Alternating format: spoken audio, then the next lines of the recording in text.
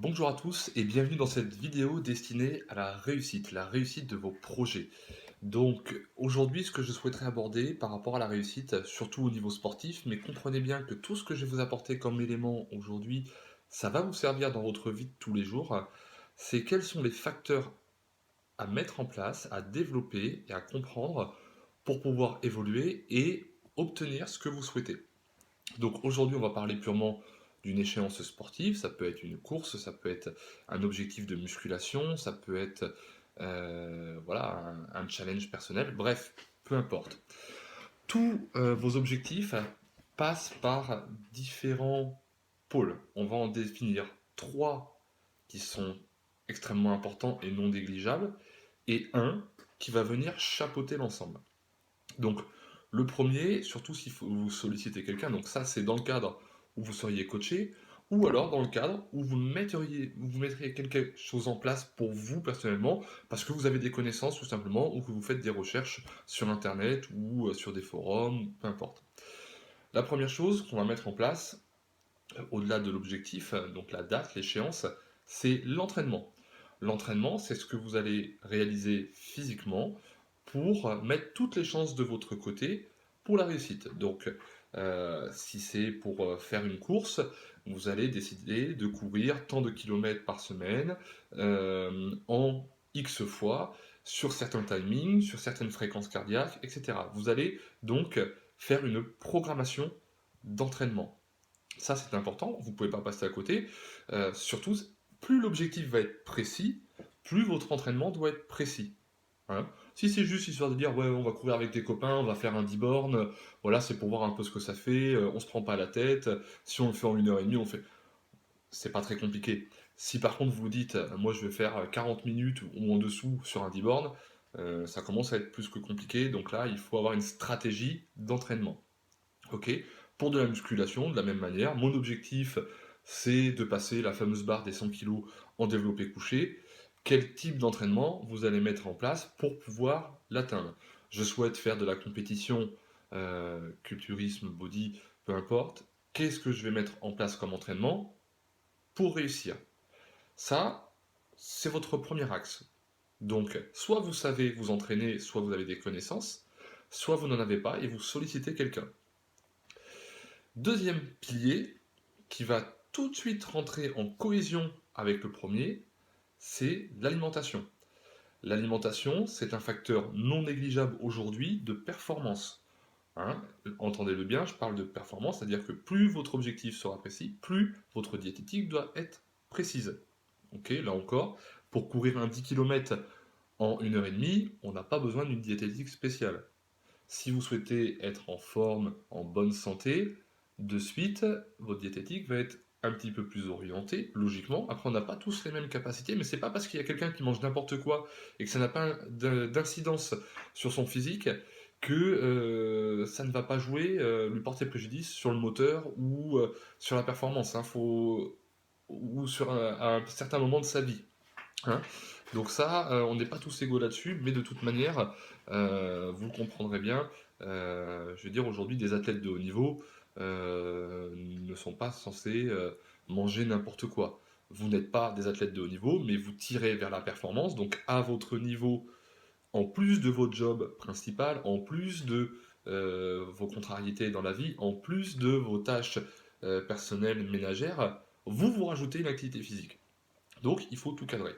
Il faut tout cadrer et donc évidemment ça va jouer sur un certain apport calorique, apport de macronutriments, etc., etc. Si pour une course vous dites voilà je vais faire un marathon, aujourd'hui je pèse 90 kilos, bon bah, je suis un petit peu enveloppé, un peu lourd, c'est sûr que si vous perdez 5 kilos, votre marathon sera plus facile à supporter, articulairement parlant, générera moins de stress musculaire parce que vous aurez moins à propulser, votre cœur va peut-être travailler un petit peu en dessous, donc vous allez repousser l'échéance de fatigue, et ainsi de suite.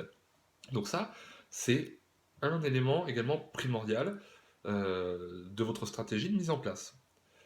Dernier axe, la récupération. Sans la récupération, votre corps ne peut pas se régénérer, donc vous ne pouvez pas avoir une performance élevée. Hein. Donc ça rentre également complètement en stratégie avec l'entraînement. Si aujourd'hui vous ne faites, je vais prendre l'exemple de la course, c'est assez, que tout le monde le connaît, si vous faites que des 20 km dans la semaine, vous courez, je vais dire une bêtise, tous les jours 20 km, ça va être compliqué pour votre organisme, à moins que vous soyez professionnel, que vous ayez tout le staff derrière pour vous gérer une récupération active dans la journée, au-delà du sommeil, c'est assez compliqué. Euh, voilà, aujourd'hui, en musculation, vous n'allez pas faire 5 séances de pectoraux par semaine ou 5 séances de biceps, ça ne rime à rien. Ok.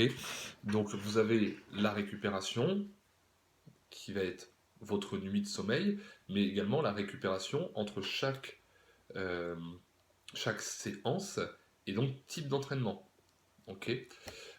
Concernant ceux qui se posent la question, oui, c'est quoi une bonne récup, voilà.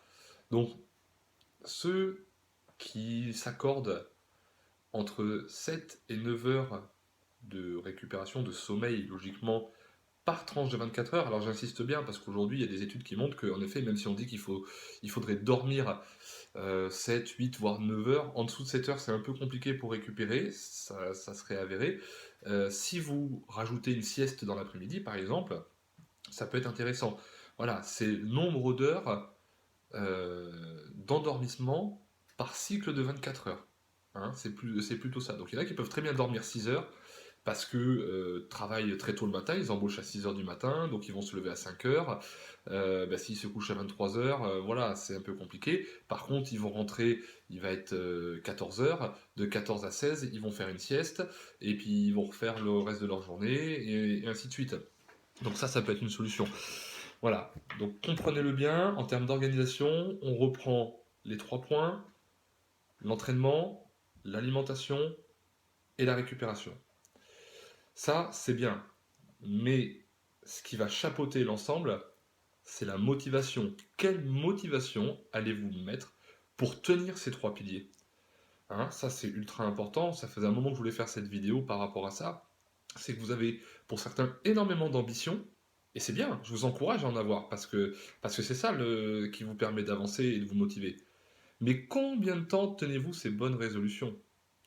À quel point votre projet a de l'importance? Il est tellement facile pour certains d'être déroutés par des proches qui ne comprennent pas, vous ne leur avez pas expliqué ce que vous voulez mettre en place et à quel point ça vous tient à cœur. Donc c'est très facile d'ébranler votre motivation et de dire ah bah oh, c'est bon ce week-end, je fais un écart de diète, c'est pas grave. Bah, si votre objectif est ultra précis et que vous avez vraiment un objectif de performance, si ça peut complètement contrarier votre objectif et donc votre réussite. Ah ben la récupération, bon, c'est pas grave, si je fais une nuit blanche une fois, si les impacts de la nuit blanche se mesurent sur toute une vie. Donc il faut bien le comprendre, quoi. C'est pour ça que souvent il y en a sur des cycles de nuit qui sont complètement déphasés et qui ne peuvent pas avoir les performances de personnes qui sont sur des cycles de journée. Comprenez-le bien, quoi. Donc tout ce que vous allez euh, mettre en place à côté pour ne pas tenir votre objectif peut vous contrarier, peut vous apporter une blessure, peut vous faire reprendre du poids proche de l'échéance. Je parle par exemple en culturisme, voilà. Jamais de la vie, on va faire un écart de diète 6 jours avant. Si, c'est millimétré par le coach, quoi. C'est obligé. Sur une course, ça ne vous viendrait jamais à l'idée de prendre une cuite 24 heures avant la course. Surtout si vous voulez faire un chrono et que vous jouez une qualification, que vous jouez voilà, un objectif personnel où vous avez mis beaucoup de choses en place avant et que vous allez ruiner littéralement en l'espace d'une heure, quoi. Donc rappelez-vous toujours, c'est ultra important, l'entraînement, la diététique, la récupération, et ce qui fixe l'ensemble, c'est votre motivation. Vous ne pouvez pas faire autrement. Après, si vous avez besoin d'éléments moteurs, motivateurs, il y a des coachs, vous avez des proches, mais si vous n'expliquez pas votre projet et à quel point ça vous tient à cœur, jamais personne n'osera vous mettre un coup de pied aux fesses pour dire regarde tout ce que tu as mis en place jusqu'à présent et comment tu es en train de le ruiner. Hein. Par contre, c'est sûr que si vous ne l'avez pas expliqué, on aura tendance à dire oh ça va pas t'embêter, c'est bon pour une fois, et on va le dédramatiser. Et si vous passez à côté, ben, soit vous l'acceptez très très bien, parce que finalement c'était pas si important que ça pour vous, ou alors, vous vous mettez un gros coup de pied aux fesses parce que vous dites, «Ouais, j'ai déconné et j'ai vraiment fait n'importe quoi».